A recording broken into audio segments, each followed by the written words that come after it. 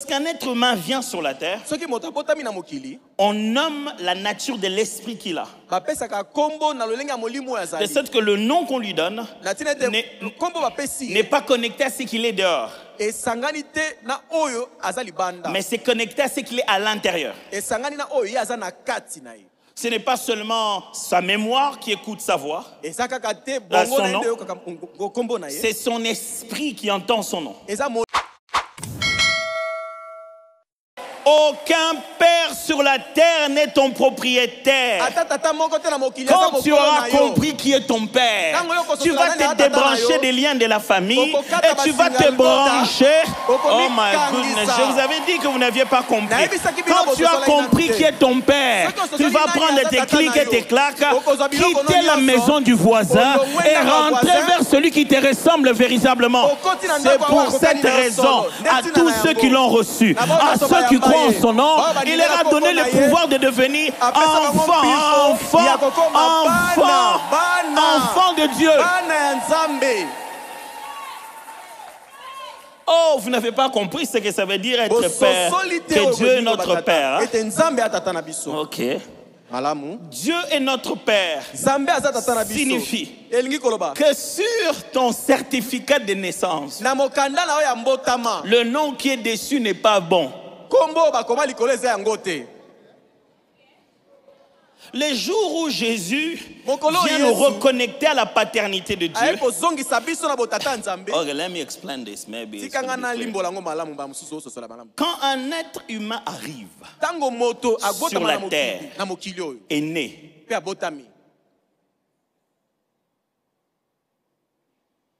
c'est juste un esprit qui est venu sur la terre.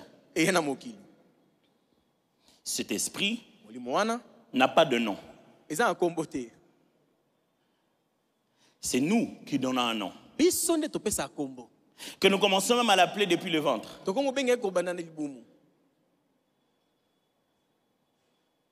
Nestor, bébé Nestor. Bon, tout que nous connaissons, mais on a imaginé bébé à Hippolyte. C'est-à-dire Hippolyte à bébé. J'essaie de m'imaginer un bébé qui s'appelle Hippolyte. Ah, comment qui m'ouvre c'est un nom d'adulte, ça. Mais bon. On commence à l'appeler dans le ventre. Si vous êtes la génération, on rassemblait les noms. Romain et Judith. Tu deviens Romji. Donc, il y a des enfants où les pauvres. Tout le monde le demande, ça veut dire quoi Romji? L'enfant, on commence par le appeler par un prénom qu'on lui donne. Il ne connaît même pas son nom de famille encore. Romji. Il n'a pas de nom. Ok, let me explain that to you. Ça, ce que vous voyez, c'est quoi? De l'eau. Une bouteille d'eau, moi, avec de l'eau. C'est de l'eau, pardon. C'est de l'eau. Comment s'appelle cette eau? Il n'y a pas de nom. Quand j'entre chez nous à la maison, j'ouvre le robinet. Je bois quoi? Et ça, c'est quoi? Mais pourquoi quand je vais au supermarché, je dois chercher l'eau où c'est écrit dessus ici? À partir de ce moment, cette eau est nommée. Pourquoi? Qu'est-ce que c'est qu'un nommé? Lorsqu'un être humain vient sur la terre, on nomme la nature de l'esprit qu'il a. De sorte que le nom qu'on lui donne n'est pas connecté à ce qu'il est dehors, mais c'est connecté à ce qu'il est à l'intérieur. Ce n'est pas seulement sa mémoire qui écoute sa voix, son nom, c'est son esprit qui entend son nom. Si bien que quand un être humain dort, il s'est déconnecté des autres êtres humains, le moyen de l'appeler, qui traverse même ses songes. C'est de l'appeler par son nom. Si bien qu'il peut être en train de rêver, et dans le songe, il a entendu. On l'a appelé Atoms, et il est sorti du songe. Pendant que quand on le réveillait, on l'avait touché, mais il n'était pas réveillé. On l'a encore touché, il ne s'était pas réveillé. Mais pour appeler son esprit, on a cité son nom. Parce que c'est devenu ça, le moyen d'identifier cet esprit-là sur la terre. Et donc il est né. On lui donne un nom. Tout ce qu'il a dans son nom, tout ce qu'il possède, tout ce qu'il touche est affecté par le nom qu'il a. Il est devenu cette personne-là. Et on va lui donner le nom de famille qui n'est même pas son nom, qui est le nom de 2 oncles et d'une tante qu'on a mélangé. Parce qu'en réalité, il n'a même pas son propre nom. Même ce qu'on lui a donné, on a trouvé ça quelque part. Et quand il arrive sur la terre, le nom est un héritage. C'est-à-dire, lorsque je te donne mon nom, je te donne à l'intérieur ce que je touchais, ce que j'ai perdu et ce que j'ai gagné. Mes ennemis et mes amis. Le nom est un espace spirituel où tu possèdes mes acquis. C'est une parcelle que je te lègue. Et où que tu ailles, tu te promènes avec mon nom. Ce que tu touches a ton nom dessus. Même quand tu es parti, ton nom, même quand tu ne l'as pas écrit, ton nom est un je suis en train de chercher un terme un peu. Ton nom, en fait, est une trace. C'est comme une sorte d'empreinte spirituelle. Ce qui signifie, même quand tu es ici, la marchandise que tu as achetée en Chine, en ton nom, quand un esprit mauvais se bat contre toi et veut détruire ta vie, et on est en train de chasser cet esprit, et l'esprit dit que c'est lui qui est en train de détruire ton commerce. Il est où l'esprit? Il est ici ou il est en Chine?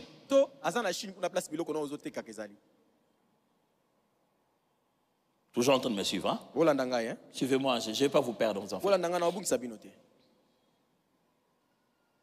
Ça signifie que tout ce que tu possèdes, tout ce que tu touches, tout ce que tu as, possède et est influencé par ton nom. Tel que vous êtes là, tout ce qui est à vous, dans le présent et dans l'avenir, est avec vous ici. Et la clé pour y accéder, c'est votre nom. Votre nom, c'est comme le nom d'un dossier. Quand on le cherche, on le sort, on ouvre, on sait tout voir. Votre nom, c'est plus qu'une transmission génétique qui vient du sang. Autant les parents peuvent nous donner quelque chose par le sang, autant le nom qu'ils nous donnent, il a plus de pouvoir spirituel. Si bien que ce que je touche est en mon nom. Et mon nom, c'est moi. C'est pour cette raison que quelqu'un veut vous faire du mal, il veut faire des incantations bizarres, il vous dit, prenez-moi quelque chose qui lui appartient. Un mouchoir, un sous-vêtement, quelque chose qui a été avec le contact intime de son corps. Et ils vont quelque part, ils citent ton nom. Et ils transforment cette chose-là en toi. Et ils te font du mal. C'était qu'un papier. Ce n'est qu'un habit que j'ai acheté. Le nom qui est là-bas même, ce n'est pas mon nom. C'est le nom d'un Italien dessus, d'un Français. Mais pourquoi on a pris, je vais donner un exemple. On a pris ton habit de Versace et on n'a pas ensorcelé Versace.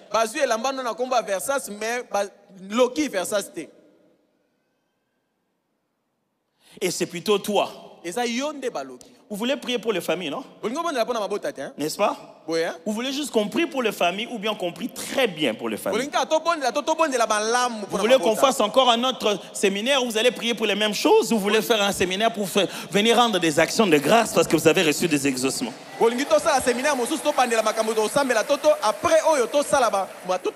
rôle, ce n'est pas de vous faire prier. Mon rôle, c'est de vous faire bien prier. Alors, quand ton père te donne son nom, hormis les éléments génétiques qu'il t'a donné, il te donne tout ce qu'il est aussi. Il te donne ses combats, il te donne des problèmes, il te donne toutes ces choses-là. Mais il te donne aussi un héritage. Tu ne commences pas à zéro. Il donne une marque qui fait que tous ceux qui le suivent te suivent. S'il a une alliance, cette alliance, il te le donne en héritage. C'est pour cette raison que dans une même famille, on aime se donner le même nom. Pour que ceux qui viennent après n'aient pas besoin de commencer à zéro. Et qu'ils aient une base. Les amis qu'il a, quand vous présentez quelque part, vous citez votre nom, ah, toi tu es le fils de. Le protocole qu'on te réserve n'a rien à voir avec toi. Ça a à voir avec la famille où tu es né. Il est même possible qu'en réalité, tu n'es même pas la vraie fille de ton père. Il n'y a que ta mère qui sait. Mais puisque c'est lui le papa qui t'a donné le nom, tu as grandi là, tu as vécu là. Tu arrives quelque part, tu cites ce nom, on te donne tout ce qui est lié à ce nom. Sans test d'ADN. Toujours en train de me suivre. Hein? Demande au voisin, tu es perdu?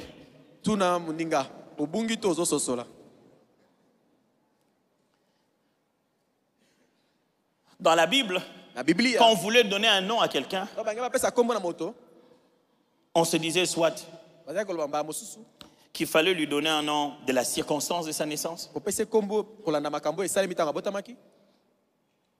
Benoni, le fils de ma douleur. Et son père a dit non. On ne va pas identifier cet enfant durant toute sa vie par la douleur de sa naissance. Je préfère lui changer de nom. Benjamin, le fils de ma droite, le fils de ma force. Ou Ichabod, la gloire est bannie. Chaque fois que cet enfant se promenait dans la rue, les gens se souvenaient de la fois où l'arche a été prise. Sa mère donne naissance à un enfant et la seule chose qu'elle a en tête, c'est le fait que l'arche a été prise et son mari est mort. Il y a deux gens dont on a donné des noms. On se demande comment les parents ont fait ça. Nabal, Nabal, qui signifie fou. Et lorsque Abigail va voir David, il a dit ne le suis pas. Il est vraiment comme son nom. Oh, il a eu le nom quand il était enfant.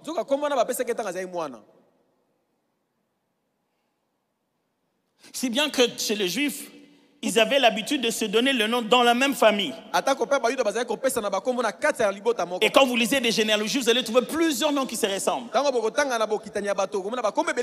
Le jour où Jean-Baptiste est né, et sa mère dit on l'appellera Jean, tout le monde s'est dit, mais dans votre famille, il n'y a personne du nom de Jean. Comment vous l'appelez Jean? Parce que pour perpétuer un héritage, on perpétue un nom. C'est comme si on dit en celui-ci va naître le vainqueur que nous avons eu de temps passé.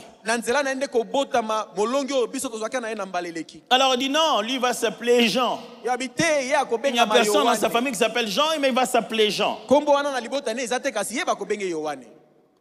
Jésus arrive et il vient nous apprendre quelque chose de très important. Qu'en réalité, le créateur de l'univers est notre Père. Je ne vais pas vous parler de l'aspect amour, bonté, de la relation du cœur du Père. Puisque nous sommes en prière, je veux vous montrer les implications spirituelles de la paternité de Dieu.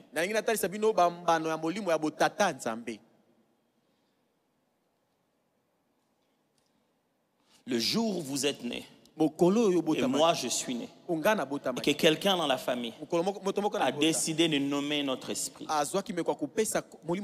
et qu'on a été nommé du nom de nos parents, nos parents nous ont donné un héritage. Mais combien d'entre nous sont nommés par des noms que les gens, même les parents ne savent pas? Il t'a donné un nom parce que c'est un beau nom. Il ne connaît même pas qui était les premiers. C'est juste un joli nom. Si on en va des noms, si on va par les noms, on risque de demander à tout le monde de changer son nom. Chacun va vouloir changer son nom. Si les noms détermine l'esprit qui vient naître, Dieu ne peut pas laisser que quelqu'un d'autre le nomme quand il va naître.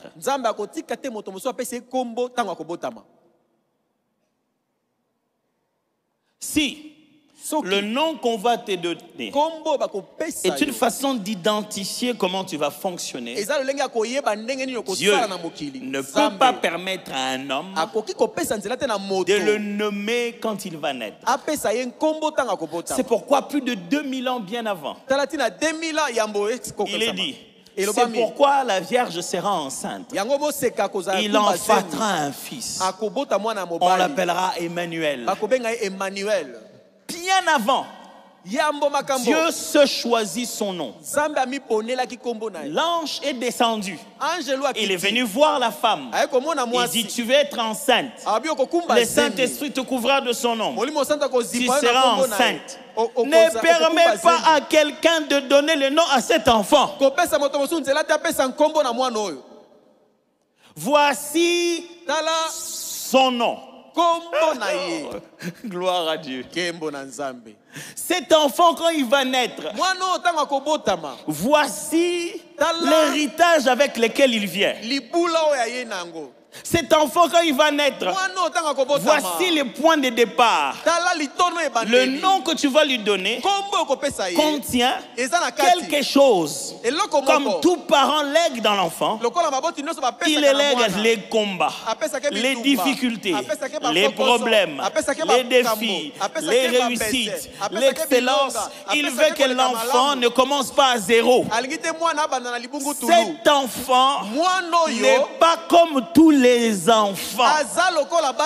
Voici son père lui donne un nom pour qu'il ne commence pas au point zéro, afin que l'on sache qu'il n'est pas un enfant comme tous les autres enfants. Si bien que Esaïe dit, on l'appellera Père éternel.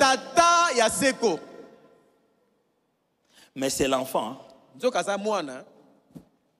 Alors quand il est né, on dit à la Vierge, appelle-le Yeshua. Ça signifie l'Éternel est salut. Et il va vivre. Il a grandi sans péché, sans faute, vivant dans la sainteté, ici sur la terre. Sur la terre, mes amis, sans péché.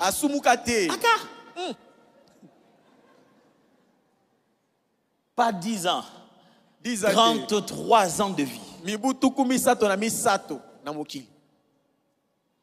Alors, on lui dit, comment nous on peut faire pour que nous vivions autre chose? Vous pensez, mes amis, que c'est en rien, pour rien, que tout ceci est basé sur le fait de naître de nouveau?